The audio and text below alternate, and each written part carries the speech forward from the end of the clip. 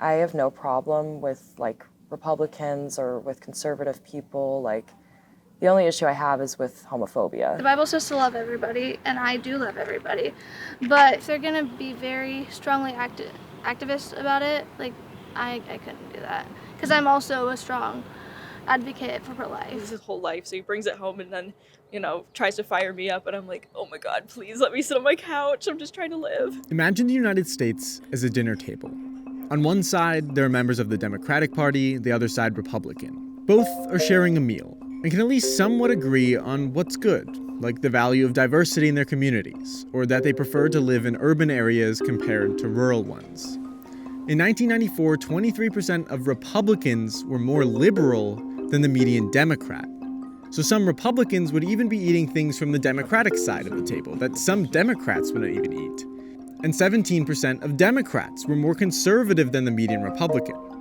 Between them was a great deal of common taste. Both parties would eat a lot of the same things. But since then, things have changed. In 2014, those numbers were just 4% for Republicans and 5% for Democrats. With that, a lot of those shared dishes were divided, with each group holding more and more tightly to their preferred cuisine and taking less from the other side.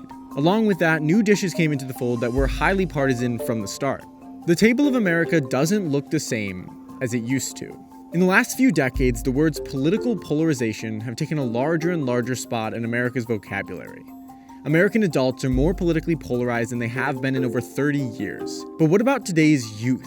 With members of Gen Z being the newest generation to gain the right to vote in the US, there's an opportunity for change. But is that change happening? We talked to students at 4 colleges across the country to see where they sit at the table, and in a very personal decision whether they would be roommates with their political opposites. Will we come back to one table in America? Here's what they said. I'm honestly pretty socialist, so you can imagine I clashed heads with my college Republican roommate a lot. We'd bring up all the abortion stuff and then just generally economic stuff, and this is stuff that I didn't want to talk about, but he's in the college Republicans, so he his whole life. I'd avoid roommates that just try to come in and piss me off essentially, but I don't really have a problem with roommates that have different beliefs than me, as long as they were respectful of each other. I'd say if we had really different views, I think it would probably there would be a little bit of tension probably. But since she's my roommate, I probably wouldn't bring it up a lot, just to avoid argument. The biggest factor is just what kind of lifestyle do they have. When I announced that I was going to vote for Donald Trump in 2020, I lost a lot of friends. The narrative changes, and I don't respect women because I voted for Trump, which could not be more opposite, but it's been difficult. I would be willing to be roommates with them. It would be different because, I'm always down for discussion, and that's not usually the case with others. I don't know that polarization has necessarily gone up a lot. Obviously, there have been many polarized eras, the beginning of our country, the Federalists and the Anti-Federalists battling with each other, the Civil War. I do think that polarization is more visible today. So if you're about to room with someone and you find out that, for example, they are really big into the Second Amendment and they're the leader of a gun rights club, how would you feel about that? Personally, for me, I don't think it would be a good idea for us to roommate, just because, just with everything that's going on, and I have very strong opinions, and I feel like we would butt heads a lot. Unless I could lock my stuff up, I would be okay. Yeah. Because we have so much more media sources out there than we have more opportunities to have more coverage of niche, various kinds of identities. But they've been there.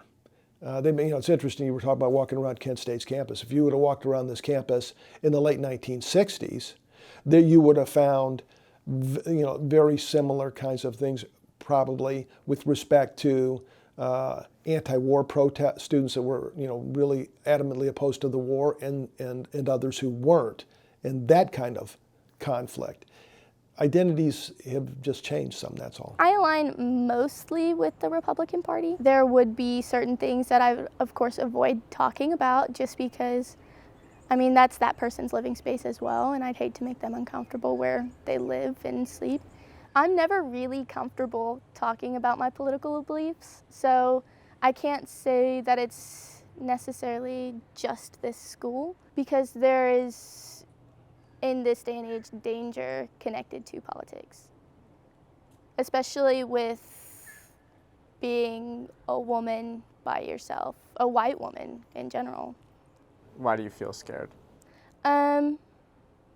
Not everybody's a Christian. Not everybody loves the Lord, should I say. We were all sort of mutually friends with this guy that I was seeing. And then he knew that I was queer, and then like a month or so into like seeing each other, he expressed to me that he had like violent intentions towards gay people. So obviously, like, you know, like I'm gay, so I had to break up with him. And then he broke into our house, and I was the only person on the first floor.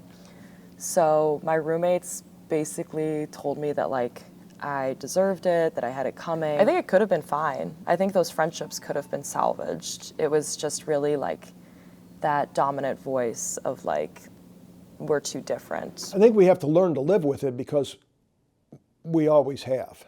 We have to strive for a common, you know, for common identity. From my vantage point, Gen Z has been a lot less stuck in some of these identity differences than we've seen historically. And my hope is that openness remains with this generation and gets carried forward. I almost wish like people of opposing groups could just sit down and get like a drink and like learn from each other, because I think that's so possible. And I think that I was sort of able to like establish that in some of my past living situations, but then it was just someone who came in and said like, no, like we're actually too different to learn from each other. For millennia, stories of people gathering to eat fill our human history, but they often end with betrayal and division. Why does this keep happening? Are you willing to leave a spot at your table or in your room for those from another party? Or would you prefer to filter them out before they ever enter?